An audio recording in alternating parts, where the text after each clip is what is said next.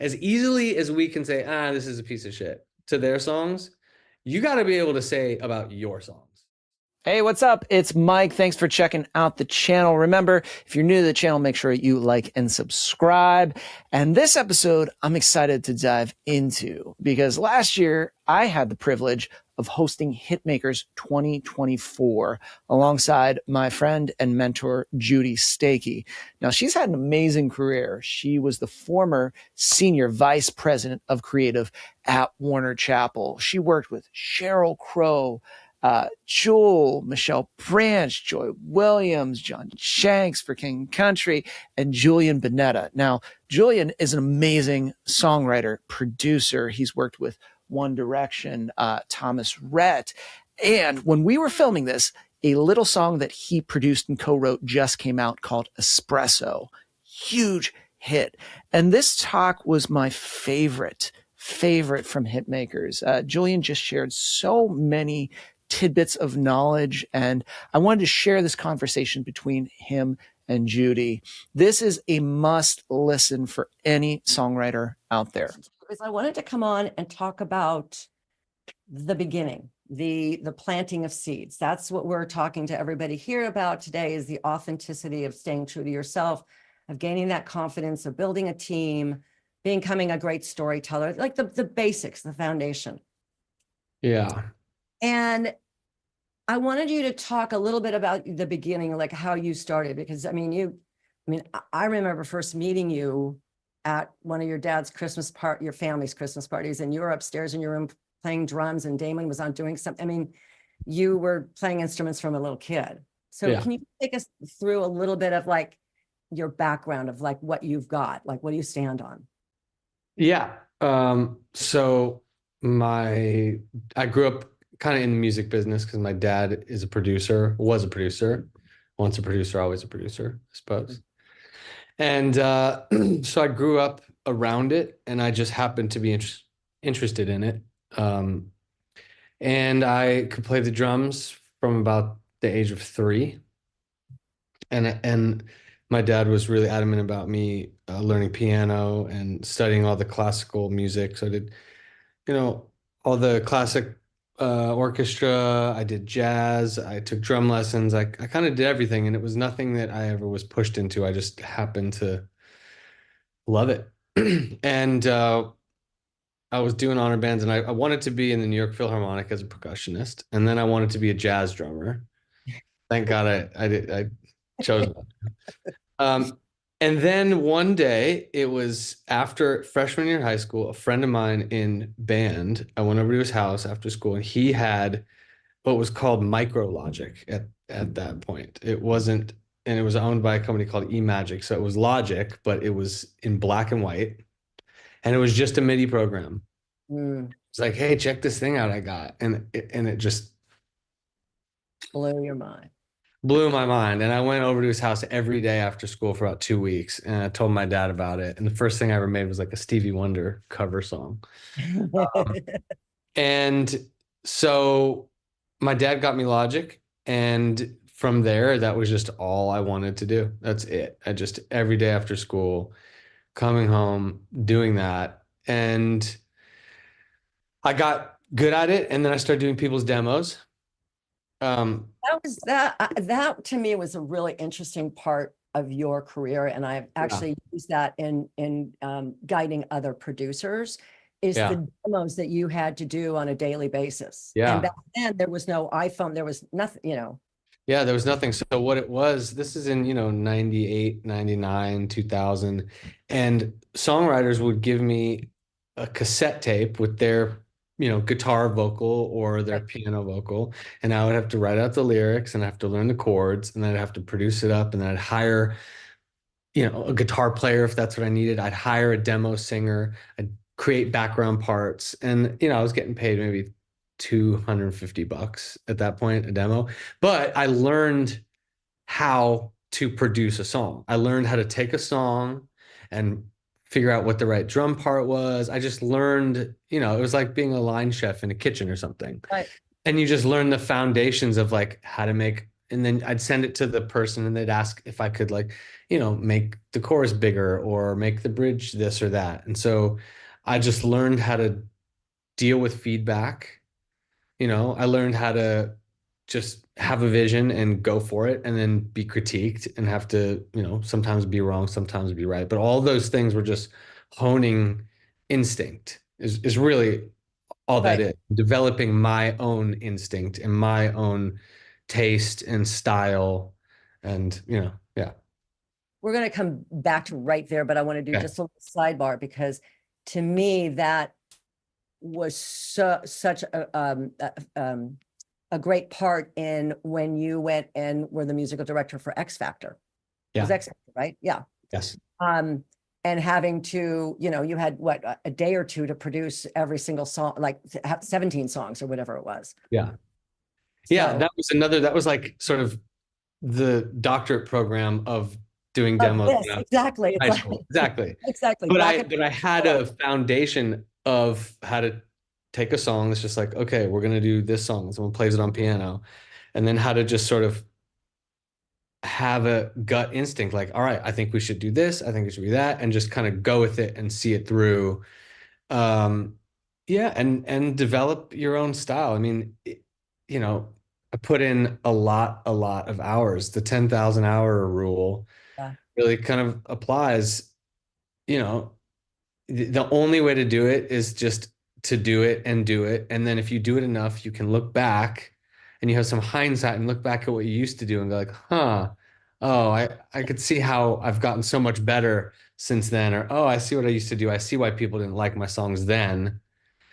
But the only way to have some things to look back on is to just do it and do right. it and do it and do it and do it. It's just, I equate it a lot to just people in sports going to the gym, putting up free throws. If you're a basketball player, every day, 1,000 free throws, a Yeah. thousand free throws. Kobe Bryant still did it even after he won 5 championships. He was the first one to the gym, practicing his free throws, last one to the gym. It's fundamentals. It's just like a lyric, a melody, chords, you know, every day, every day.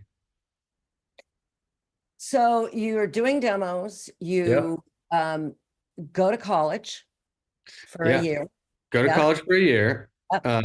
and then come back for the summer. And my dad said, well, I know someone who might need some demos for the writers because you had a huge roster of writers at that time. Well, you were already doing like Andy Goldmark was my writer. Yes. You're doing their demos for them. And I So was doing demos. So we had a meeting and I played you just the beats that I was making in my dorm room. And you were like, why are you going back to college? I'll give you a publishing deal right now. I think I said if you decide not to. Right. Exactly. If you decide not to, In front of your dad, yeah. exactly. And yeah, and then there it was. And we decided to leave school and just jump in. And it took a long time for me to have any real success even then. Even after all the years I'd put in, uh my path was just one that took longer than a lot of my peers and contemporaries, for whatever reason. Some people have luck quick, never get it again. Some people it takes a long time. Some people get it in spurts throughout, and you can't really choose that. All you can do is do it because you love it.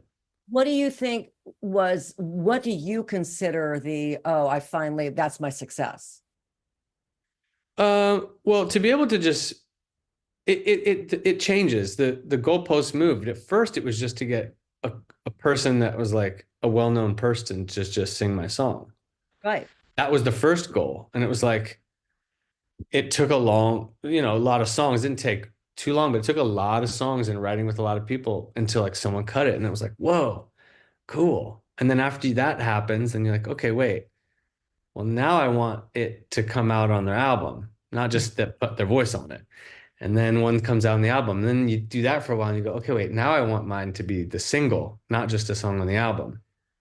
And then you get a single and it does nothing. You're like, okay, wait, now I want a single, but I want it to be a song that everyone in the world knows. Oh, it's another goal. Yeah. Yeah, and there's always another one. So the goal can't, it's so trite, but it's it's the process is the reward. You Right. have to love it. You have to just love it and love it and love it because there's just doors that are always, closing in your face and always roadblocks. So the only thing that you can sit back on is that, do I love doing this? Does it bring me joy? And if it does, then and it brought that to me. So you just keep going and you do it because you love it. You know, it's one of the themes that knowing you and, the history and stuff is that you have always been, let's have fun. If we're not having fun, why are we doing it? And I love that whole thing because you encompass not just the writing part of it, but the community part of it. That you guys, your group, you guys go on trips together and you go on vacations together. And Well, I learned that from you. You brought me to my first writing camp. I was going to bring and that up. And it changed my life. Right, because you hadn't been co-writing before. No, I was just doing stuff, but that changed my life. And I would like to think that I'm carrying the torch of songwriting camps right. for the next generation. Put them on. Don't you put them, you put them all the time. Put so many on, yeah. Yeah. Well, you came and it was John Rich, Nikki Sixx, Wayne Kirkpatrick, Kevin Kadish, Dan Wilson, right? From Semisonic, who did all the Adele and chicks. Yeah. I'm forgetting some people, but those were just off the top. Amazing. Oh, the guy who wrote Live While You're Dying. Tim Nichols. Tim Nichols. Yeah, Tim Nichols. Yeah. It was amazing. It was amazing. And actually, most recently, I had a hit right now that was done at a writing camp by a singer named Teddy Swims. Oh, yeah. And we wrote the song Lose Control at a writing camp last year. You wrote Lose Control with Teddy Swims? Yeah. Oh my God. It's interesting. You have 307 songs on Spotify when I looked you up, songs by Julian. And Nice. One of them I didn't know also was my favorite this year is If You're Going Down, I'm Going Down Too. The Kelsey Ballerini. Yeah. I love that song. And I'll tell you another one that was written at a camp. It feels like all my best stuff now is written at a camp. There's a song that came out a week ago or 2 weeks ago by an artist named Sabrina Carpenter. It's called Espresso. A song on one of her first albums. Yeah. Oh, awesome. So she has a song called Espresso that came out a couple weeks ago, and we wrote that at a camp in Paris. Oh, yeah. I think camps are the greatest thing. Camps are the greatest. Yeah, they're greatest. And it goes into the second F. It goes into fun and family for you. Yes, absolutely. And you get real intimate time with people. When you wake up, in the morning and you see someone, they haven't brushed their teeth yet, and you're sitting around having coffee, you drop into like, okay, what's really going on with your life? Not just kind of showing up at noon and say, hey, let's write a song. I got a title. Okay. You're just kind of dipping your toes in. So I personally like to, you showed me the way with the camps, and it's changed my life. Started doing demos for you. You gave me a publishing deal. And then, I did 4 years, I think, with you, 5 years. I mean, you bet on me early, and I didn't have any hits or anything in that time. And then but you had a song on Little Big Town's record. Yes, Hillary Duff. Hillary Duff. You had different cuts. Save a Horse Ride a Cowboy for the first remix for John Rich, So you were your name was getting thing. And that's what happens at the thing of a songwriter is that you get these placements that build on each other, Yeah, exactly. Yeah. And you're just sort of seeding the ground, and then it just takes one sort of song or one artist or thing to happen to like water all the seeds, and then all the opportunities blossom. What do you look for when you're working with artists now? At this point, I have boiled it kind of down to it's like a fear and commitment scale, like from a 1 to 10. So if this is your fear and this is your commitment, if you can be fully committed to the, like, I'm an artist, and if your commitment is a 10 and your fear is a 0, you can end up Amy Winehouse, Kurt Cobain, just full cause, like I'm going out in a ball of fire. I don't care what happens. Too intense. Now, no commitment and a whole lot of fear. You're never going to finish a song. You're never going to put anything out. You're not going to go anywhere. You might as well stay in your bedroom forever.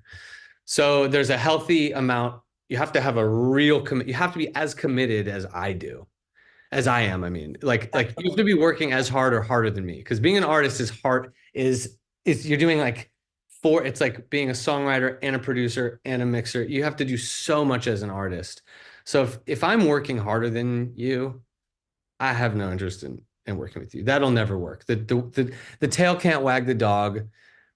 You know, the artist has to be the driver and has to be the one that Yeah. it's like pushing me to make me better because that's what I'm going to do to you. So if I find that like you don't want it as much as I do, I'll find somebody that does. There's a lot of talented people out there. At a certain point, the talent becomes like it's so minor the talent between people. What the big glaring difference is discipline, habits, you know, that's what really separates the elite from the ones that just kind of get in for a moment.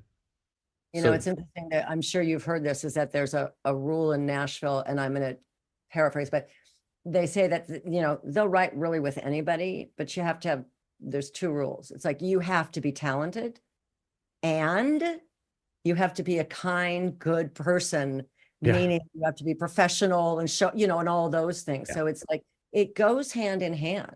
You know, you Well, can be totally. you can be so talented, but if you don't have those good principles and morals behind you, it's like forget it. Well, yeah, because what happens with success, with money and with spotlight and with pressure is if there's a crack in the foundation, as the pressure stacks up, it will crumble. The artist will crumble if their foundation isn't solid when interviews and people are picking at you online and the pressure of shows and all that will it we've seen it. So many people can have a big hit and be like, and then 3 years later, where'd they go? What happened?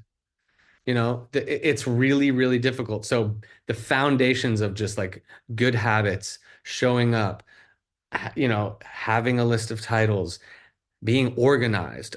Can't tell you how many producers I know that were just so unorganized and someone would say, "Hey, I want to cut this song."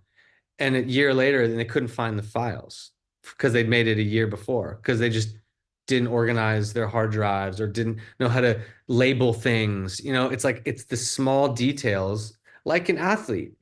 You know, it's the details of just doing your layups, shooting your free throws, dribbling, like all those things are what you have to rely on when the game is on the line and you get put into a session and it's like your biggest session ever with a name and you're either gonna knock it out of the park and because you have all your P's and Q's, you know, tied up, or you're Right. not. And that's what it is. That's what the quote about what good luck is when timing meets, well, no, when opportunity meets Preparation. preparation. Thank you. So There's no luck. Or just the there is luck one time, but right. not to have two and three and four. When you do you develop new writers with your Yeah. company? Yeah. Yeah, we have now 10 writers and all of Wow. them started as baby writers. John Ryan was the first person we signed and he was right out of college. I was gonna say he was no baby when you signed him though. He was like he No, but came I mean, he was so so, talented.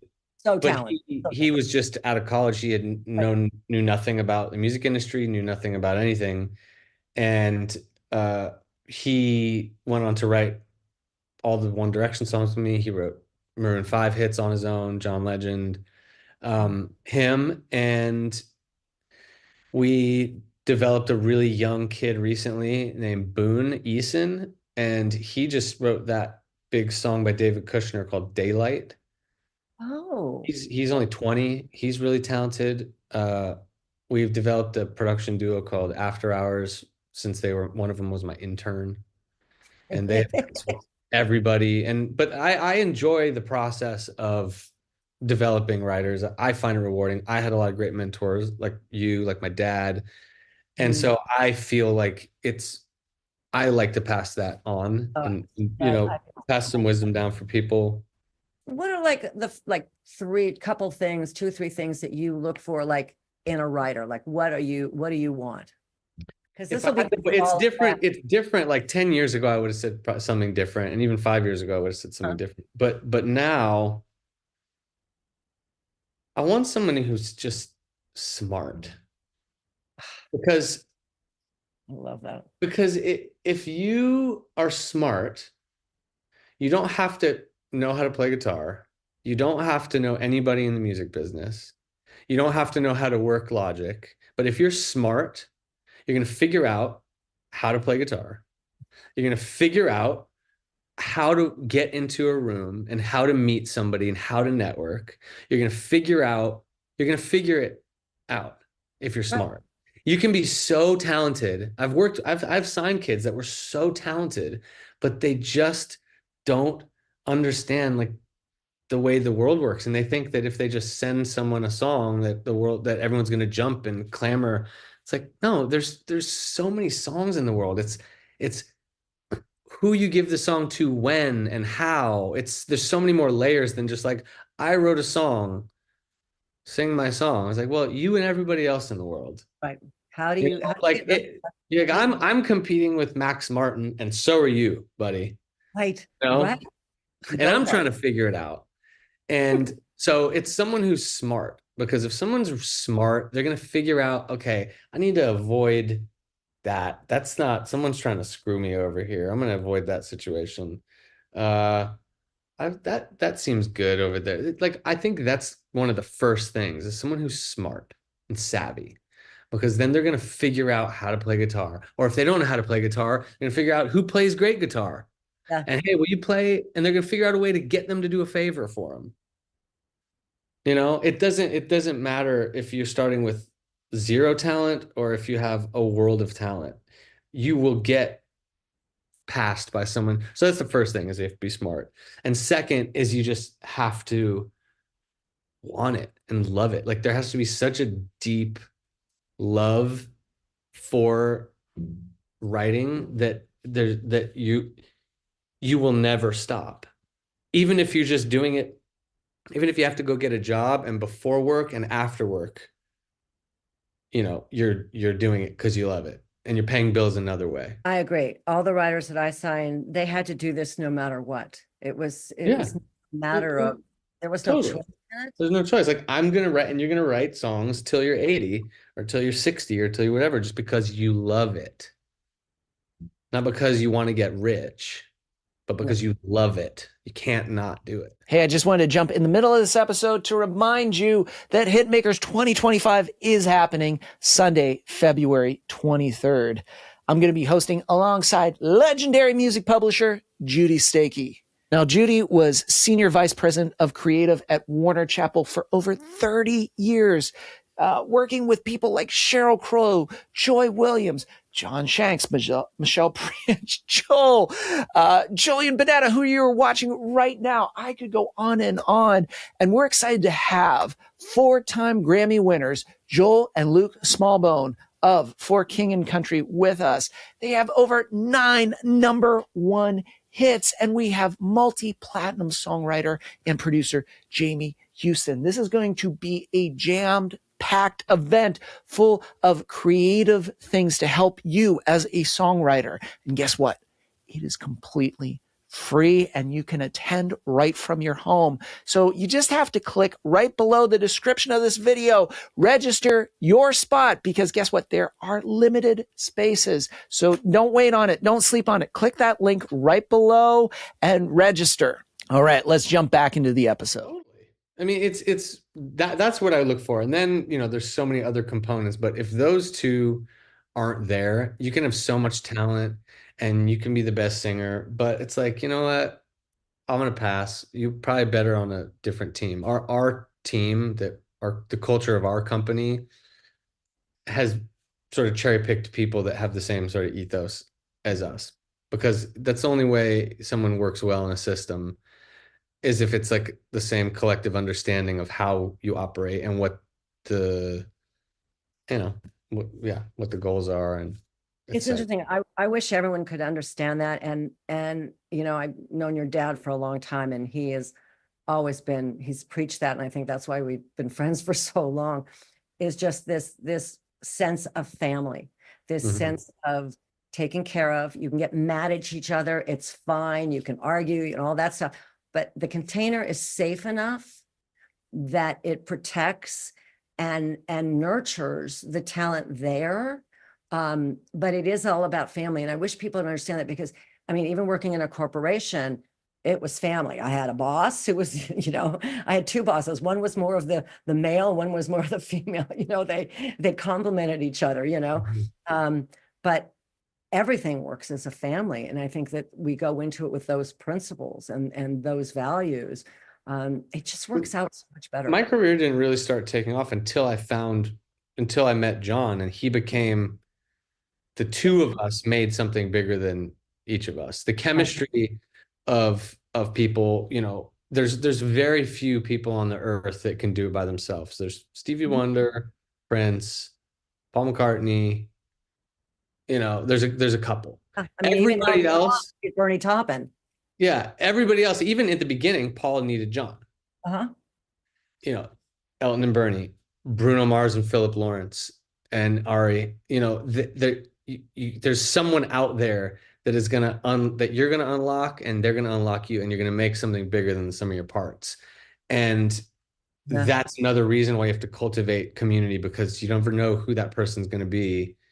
And the more reach you have and more people that you know that are doing it, you meet that person and everything changes. Like, wow, overnight, Everything. John and I just went and then wrote all the songs for One Direction, and now he has his own career and I have my own career. But that was the catalyst. The two of us meeting up was sort of unlocked everything. Anything else you want to? Any other piece of little advice you want to shout out to the writers out there? Somebody told me this. I'll give you some advice that someone told me. The person that told me this, his name is Savin Katecha, and he's a great songwriter.